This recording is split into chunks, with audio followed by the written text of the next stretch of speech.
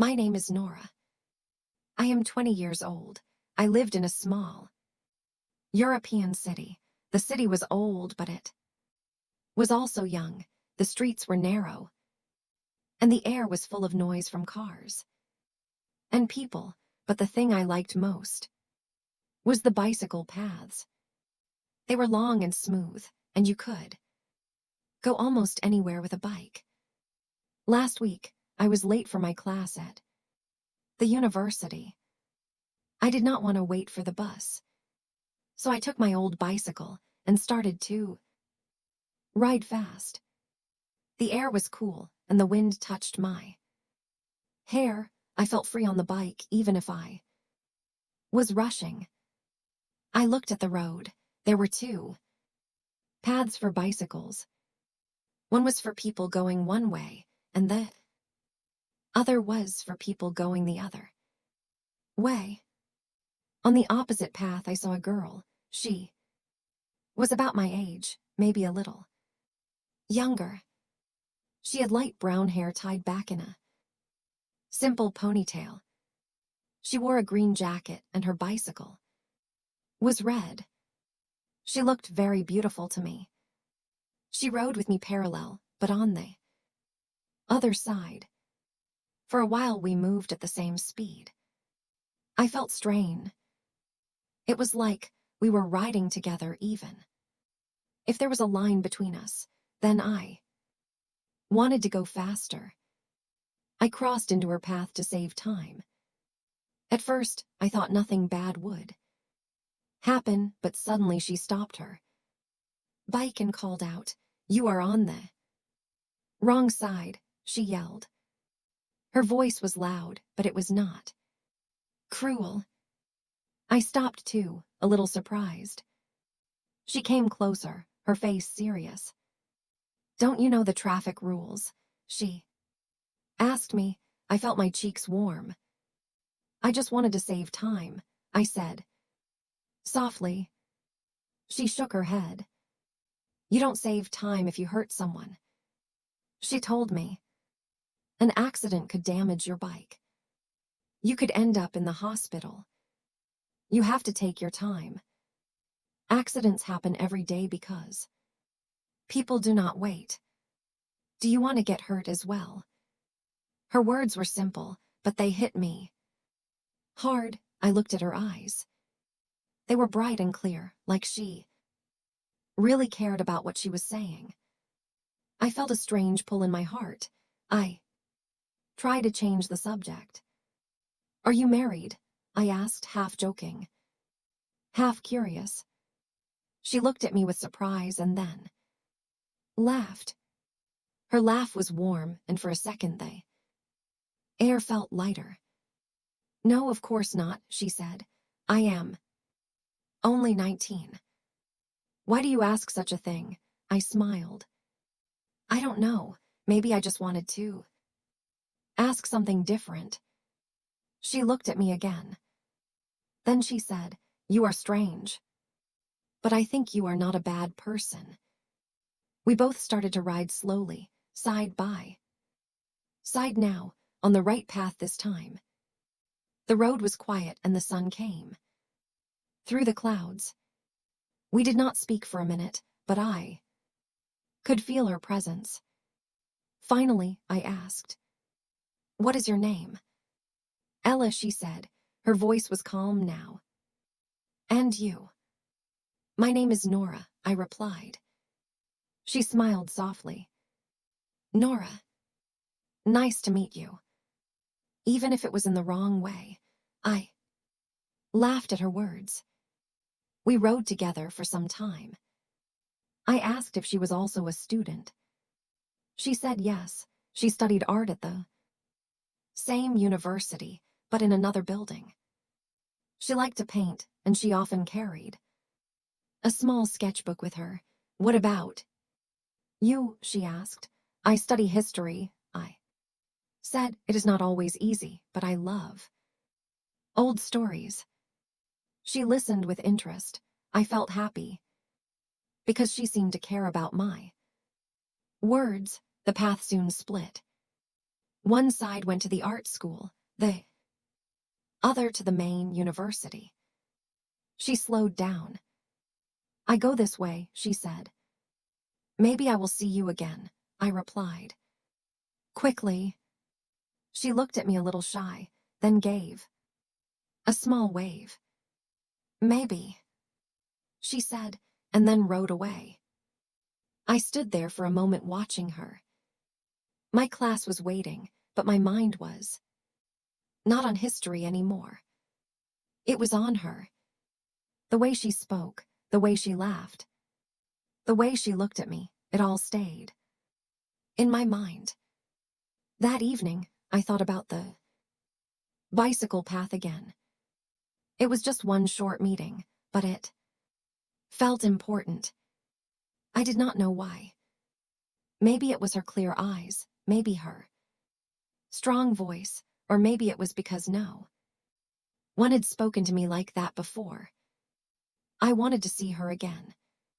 The next morning I woke up early. My class was not until later, but I decided to take my bike again. I went to the same path, hoping I would see her.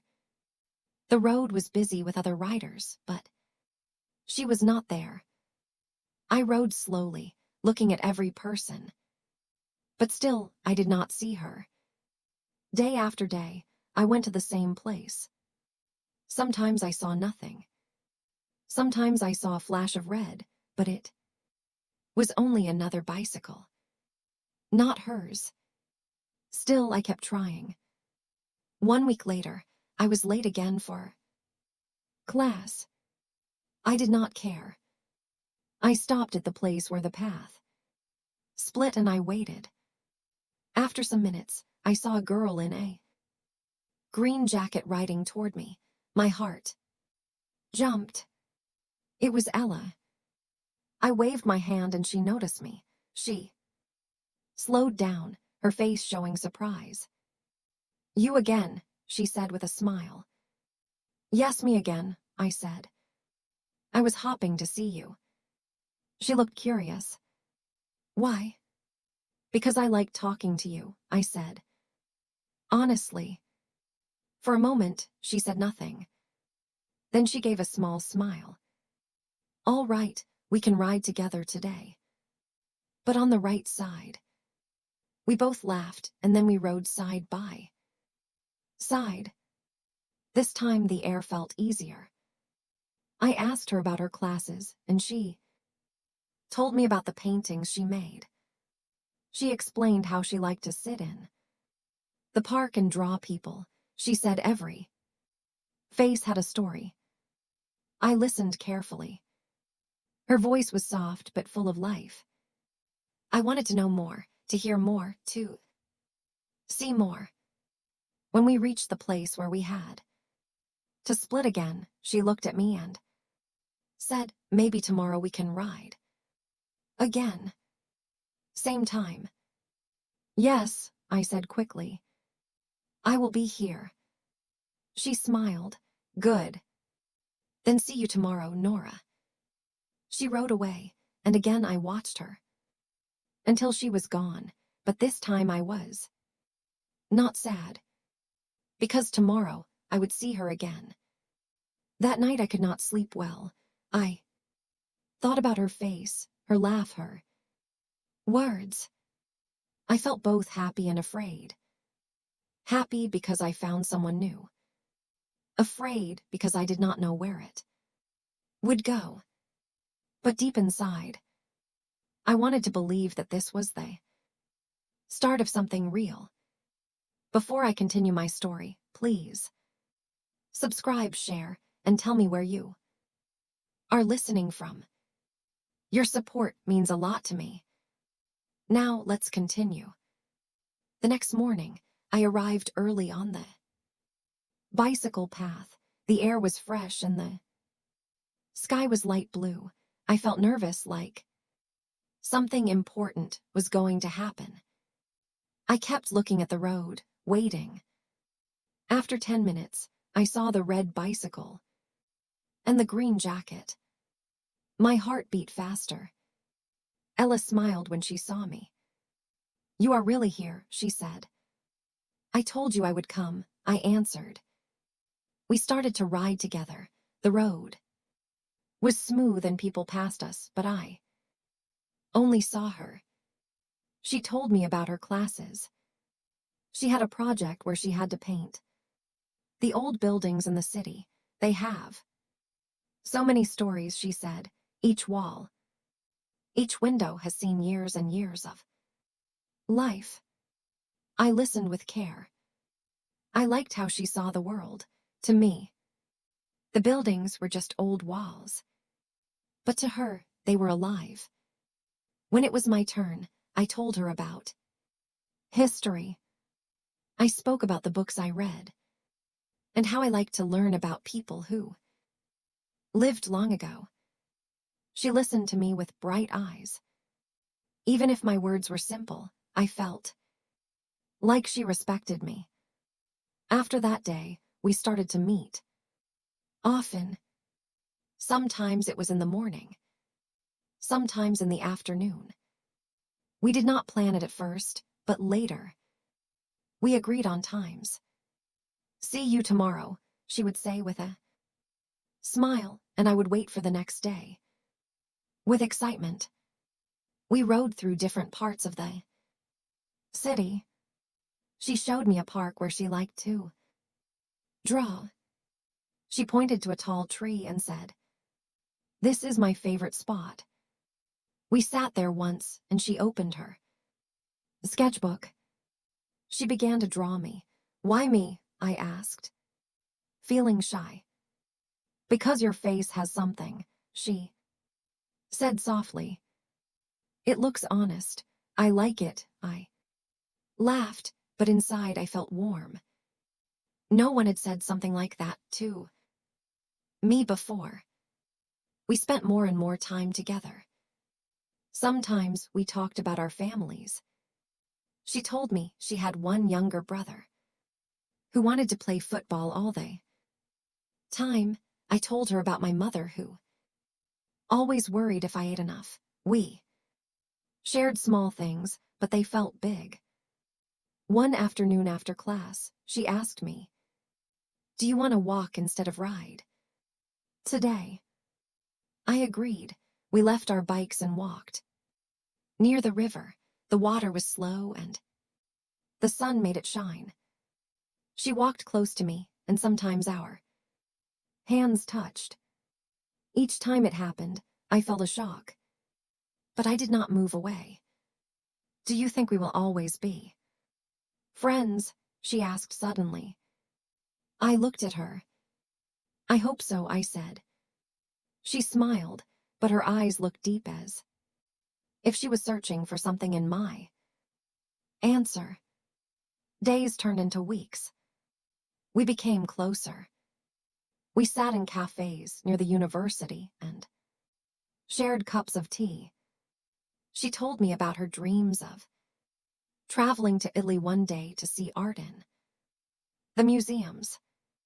I told her I wanted to visit old castles in Germany.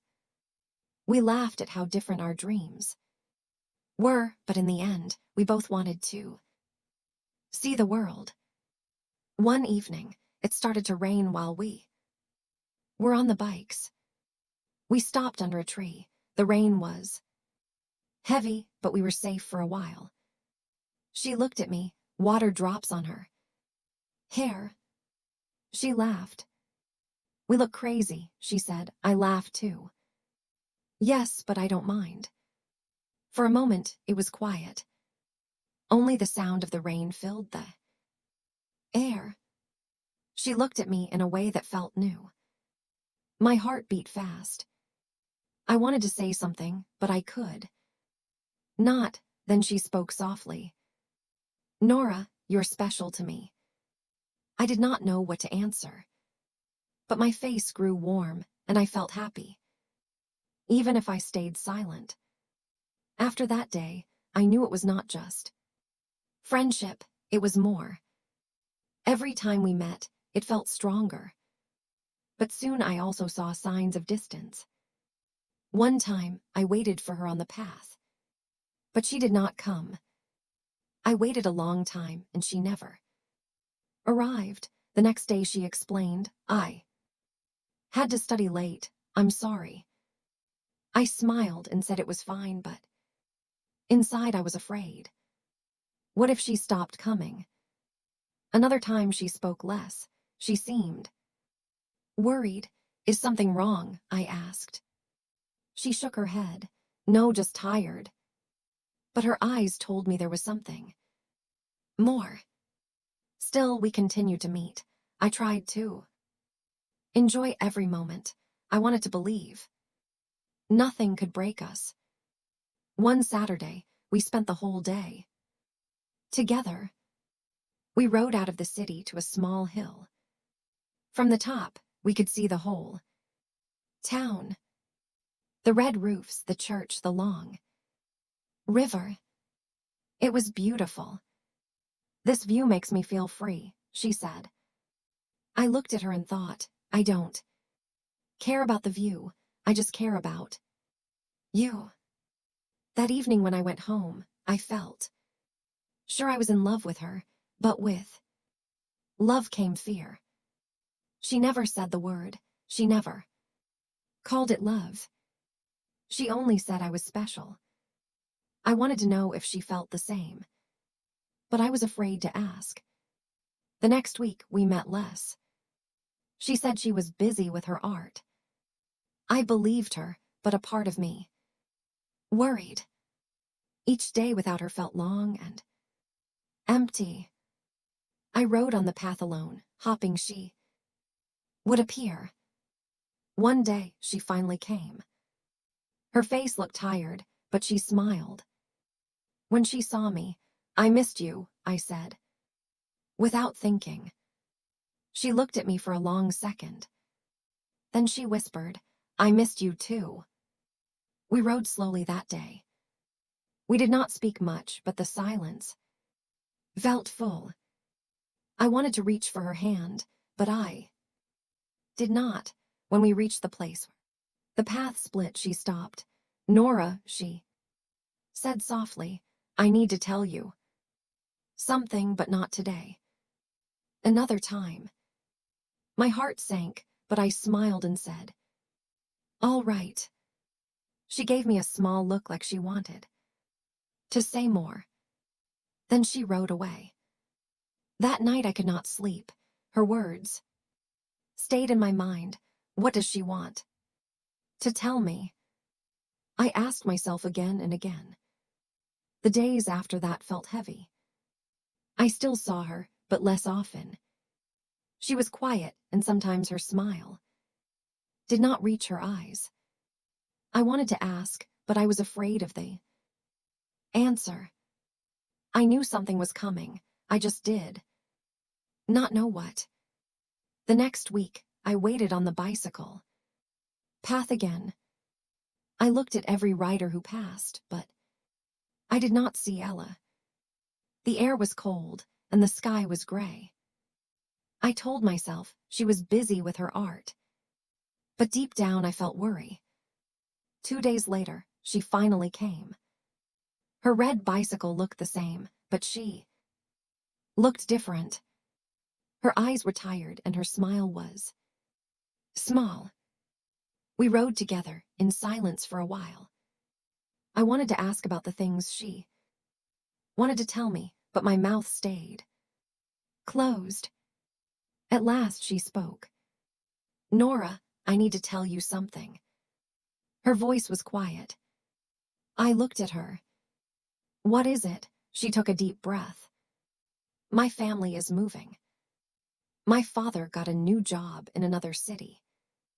We will leave at the end of this month." Her words cut into me. I did not know what to say. "Another city?" I asked. "Yes," she said, "it is far. I will not be here anymore." For a moment, the road seemed too quiet. I heard only the sound of our wheels. My hands felt cold on the handlebar. I wanted to stop time, but I could not. "When?" I asked. In 3 weeks, she said. Her eyes looked down. I am sorry, Nora. I did not want this. But I cannot change it. I wanted to tell her not to go.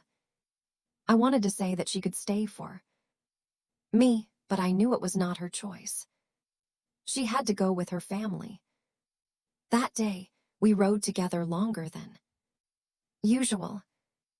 We did not talk much, but we stayed close.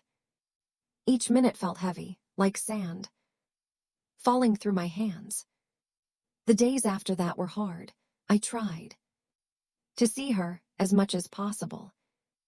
We rode near the river, sat under her favorite tree, and went to the small hill again. She drew me once more in her sketchbook. So I can remember you, she said. You will forget me, I said softly. She looked at me with firm eyes. No, Nora. I will not forget you. I wanted to believe her. On her last week in the city, she called me one evening. Do you want to come with me? Tomorrow, one last ride. Yes, I said. Quickly, of course. The next day we met early. The sun was low and the streets were still quiet. We rode far out of the city through fields and small roads. The world felt wide. But at the same time, it felt like it was only us. We stopped near a lake. The water was still and the sky reflected on it. We sat on the grass, our bikes beside us. I don't know what to say, I whispered. She looked at the water. You don't have to say anything. Just be here with me. We sat in silence. I wanted to hold her hand, but again, I was afraid. I did not know if she felt the same way. I did not want to scare her. Finally, she turned to me. Her eyes were soft. You are important to me, Nora. You will always be part of my story. Tears came to my eyes. I tried to smile, but it broke. And you are part of mine, I said. The next day she left the city. I did not go to her house. I did not say goodbye. I could not. I was afraid my heart would break if I saw her go. For weeks after, I rode the same path. Alone. I looked at the place where we first met, where she yelled at me for being on the wrong side. I smiled sometimes, remembering her laugh, but other times my chest felt heavy. Time passed. Months went by. I still thought of her often. Sometimes, I wondered what she was doing. Was she still painting? Did she make new friends? Did she remember me? I never saw her again. She became a memory, but a memory that stayed alive in me. Years later, when I rode my bike on the same path, I still thought of her. I looked at the lines on the road, the way the paths ran side by side. It reminded me of us. Two people riding in the same direction. For a short time before life pulled us apart.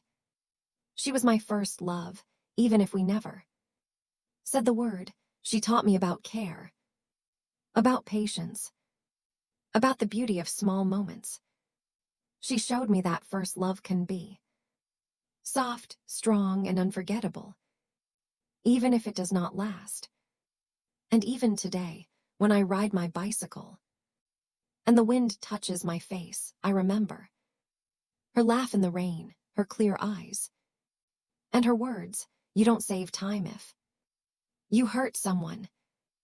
I did not save time, but I saved memory. A memory that I will keep forever. Thank you for listening to my story. First love is not always forever, but every love teaches us something. Please like, share, and subscribe for more stories.